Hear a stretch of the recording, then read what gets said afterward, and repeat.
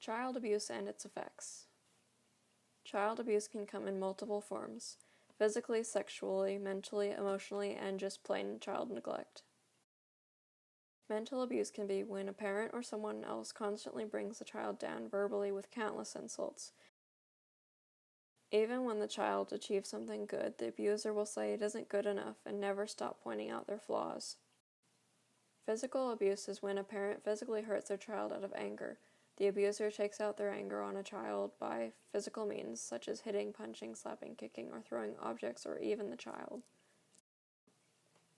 Emotional abuse, also known as psychological abuse, is similar to mental abuse, but it has more to do with subjecting and exposing the victim. It is a way of controlling someone. This can cause the victim to develop serious anxiety disorders and such.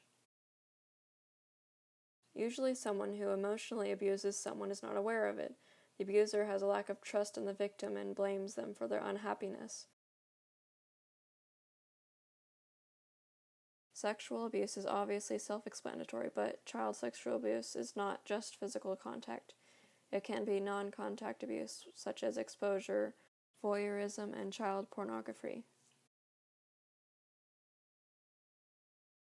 Child neglect is when a child is left on their own to take care of themselves at a young age and is completely forgotten about.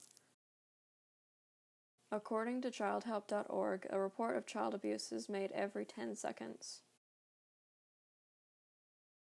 Short-term effects of child abuse. The child can develop learning disabilities early on and be academically behind their peers.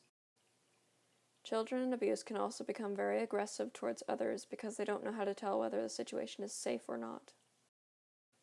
The child can develop mental illnesses such as anxiety disorders, depression, personality disorders, post-traumatic stress disorder, dissociative disorders, and psychosis.